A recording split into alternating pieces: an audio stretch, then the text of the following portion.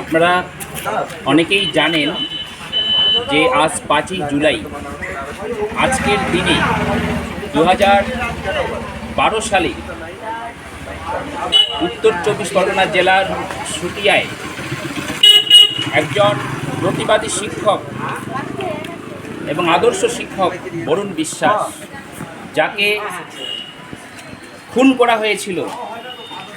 কেন খুন করা হয়েছিল না, সেই এলাকায় দীর্ঘদিন ধরে সেই বামফ্রন্ট রাজত্ব থেকে শুরু করে সেই উত্তর 24 পরগনার যে সুটিয়া, সেখানে সেই এলাকার নারীদের উপর চলতো অবর্ণনীয় অত্যাচার।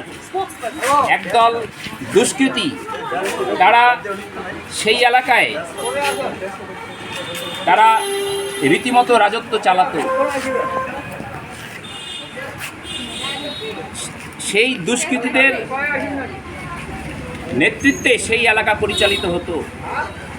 ওই এলাকায় যদি কোনো বাড়িতে কোনো সামাজিক অনুষ্ঠান হতো, তার জন্য তোলা দিতে হতো সেই মস্তানদের, সেই বামফ্রন্ট আমল থেকে। এবং কেউ যদি সেই তোলা না দিত, সেই বাড়ির বউকে, সেই বাড়ির মেয়েকে তুলে নিয়ে গিয়ে তারা গণধর্ষণ করত। কিন্তু এত অন্যায় চলার পরেও কোনো বিচার হতো না। কারণ বিচার কার কাছে পাবে? যে প্রশাসনের কাছে তারা বিচার চাইতে যায়, সেই প্রশাসন চলতো সেই মোস্তানদের কথা মতো, সেই শাসক দলের মোস্তানদের কথা মতো। ফলে একের পর এক নারী নির্যাতন ঘটলেও তার কোনো সুবিচার কিন্তু পায়নি সাধারণ মহিলারা। ফলে এই যে দিনের পর দিন অবর্ণনীয় অত্যাচার চলতো মহিলাদের উপর, তার বিরুদ্ধে প্রথম এগিয়ে এসেছিলেন প্রতিবাদে বরুণ বিশ্বাস, যাকে আজকের দিনে 2012 সালে যাকে খুন করা হয়েছে। তিনি শুধু প্রতিবাদী ছিলেন না, ওই এলাকায় যারা দুস্থ ছাত্র, দুস্থ মানুষ, তাদের পড়াশোনা থেকে শুরু করে সমস্ত রকম দেখাশোনা করার দায়িত্ব তিনি পালন করতেন। ফলে একদিকে প্রতিবাদী একজন মানুষ, আরেকদিকে অসহায় মানুষের পাশে দাঁড়ানো, এই যে একটা অত্যন্ত বিরল চরিত্রের অধিকারী ছিলেন বরুণ বিশ্বাস, যাকে আমরা হারিয়েছি আজকের দিনে।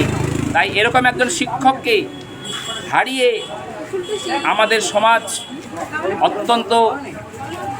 অত্যন্ত ব্যথিত এবং বড় ক্ষতির মুখে আমরা। তাই আজকে আমরা তাকে স্মরণ করছি, যাতে আগামী দিনে এরকম হাজারো হাজারো বরুণ বিশ্বাস তৈরি হয়।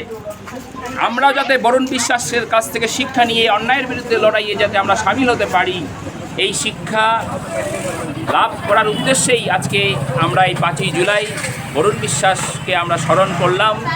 এবং আগামী দিনে যাতে তার জীবন থেকে শিক্ষা নিয়ে আমরা যাতে অন্যায়ের বিরুদ্ধে লড়াইকে তীব্রতর করতে পারি, এটুকুই।